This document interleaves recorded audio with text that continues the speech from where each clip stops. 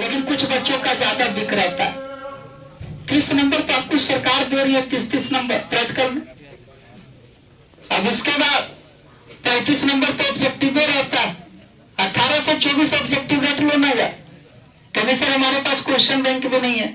जिस टीचर के पास आप पढ़ते हैं वो जो गेस पेपर दिए हैं उनके गेस पेपर में भी ऑब्जेक्टिव क्वेश्चन बैंक वाला ही होगा। 90% प्लस ऑब्जेक्टिव क्वेश्चन बैंक वाला हो। 18 से 24 रट लो। ऑब्जेक्टिव में पास किया, शॉर्ट धीरे धीरे पढ़ो।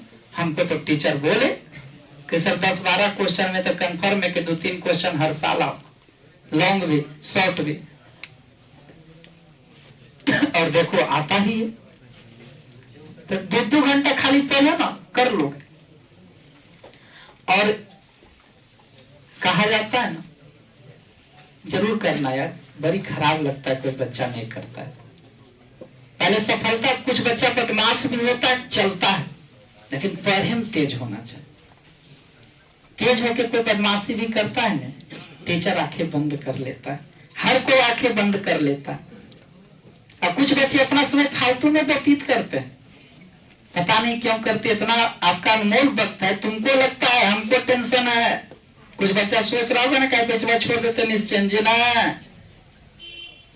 अब हर संडे चाहे किसी दिन मंदिर जाना, मस्जिद जाना शुरू करेंगे, वहां जाके एक दुआ करते। हम अपन लिए दुआ नहीं मांगते, हे भगवान जगस्वम को शर्मा दिलिए न सभ्य लड़ जाए, हमार बचवा सभ्य बना दे। काहे तू खुश रहनी, हम अपने आप बम बम रहे। हमार पूरा जीवने तौर पर है। हम अपने माता पिता पे गर्व करते हैं क्योंकि वे मेरे जन्मदाता हैं। और खैर सबसे आंखें मोड़ लो, लेकिन अपने माँ पिता से आंखें मत मोड़ना है। तो हम उन पे गर्व करते हैं क्योंकि वे हमारे जन्मदाता, लेकिन जन्मदाता से भी ज्यादा महान पहचान दाता होता है। और मेरी पहचान दाता आप है, मेरे पहचान दाता आप है। अभी भी आप मेरे यहाँ पढ़ रहे हैं तो हो सकता है आप मेरा नाम जान गए होंगे, लेकिन बहुत जगह मेरा नाम नहीं जानता। लेकिन द श्रेष्ठ इंग्लिश का नाम हर कोई जानता है, कम से कम 7 से 10 जिला जरूर जानता है। और ये आपकी बदौलत है, इसलिए आपकी इज्जत करते हैं। हो सकता है कुछ स्टूडेंट को चिर में मैंने गलत अपशब्द बोल दिया होगा या गुस्सा में, तो इसके लिए हम हो या तो मेरे कोई भी ऑफिस के सहयोगी हो, मैं उनके तरफ से माफी मांगता हूं और मैं माफी का पात्र हूं। लेकिन बच्चे से मुझे कितना लगाव है और बच्चे मेरे लिए कितने महत्वपूर्ण है, ये पता हमें चला कोरोना काल में। और उसी दिन से मेरी घमंड टूट गई। कोरोना काल में पता चला, पहला लॉकडाउन लगा, पहले तो होली का छुट्टी हुआ, खुश थे। बाहर घूमने के लिए भी हम गए थे, पर्व त्योहार में छुट्टी जम के हम देते, बाहर घूमने चल गए। घूम के आए, पता चला 14 दिन का लॉकडाउन। कल सोने पे सुहागा है, 14 दिन आओ आराम मिल रहे। फिर लॉकडाउन 20 दिन का लगा, 21 दिन का लगा दिया। कल कोई बात नहीं, अच्छे की होते 2 महीना के बाद पढ़ाई भी खोल गए। ऐसे करते करते 6 महीना बीत गया। आप समझो पागल बन गए, क्योंकि जो रेगुलर वे में पढ़ाता है ना, 1-2 बचना है रेगुलर वे में, हम दिन भर पढ़ाते। जो रेगुलर वे में पढ़ाता है ना, अगर उसे फिर पढ़ाने के लिए ना मिले तो पागल हो जाता। शुरू में जब घर गए थे, जैसे आप खाते ना, हम 4 बार खा लिए मांग मांग के। और जब 6 महीना बीतली ना, 1 बार खाना देता था, बड़ी चिढ़ बढ़ता था। जिस माँ से मैं प्यार करता हूँ उन पे भी चिढ़ बढ़ता था, खाना काहल दे दो, धसबेन करता था, अच्छे नहीं लगता। हमने स्टाफ का मोबाइल अपना पास रख लिया और इंतजार करते रहते थे कि कोई बच्चा तो कॉल कर दे। बड़े दिन बात किया हुआ हो गया, बहुत दिन देखा हुआ हो गया। उस बीच बच्चों की अहमियत हमें पता चली थी, उस दिन पता चली थी हमको। और तभी से हम स्टूडेंट को भगवान मानते हैं। हाँ, बोलने का, डांटने का डपटते हैं, इसके पीछे काउश है। हमने पिता पुत्र की कहानी पढ़ी थी। पिता अपने बेटे की गलतियों पर नहीं डांटता था, बेटा बदमाश निकल गया, पढ़ना लिखना छोड़ दिया।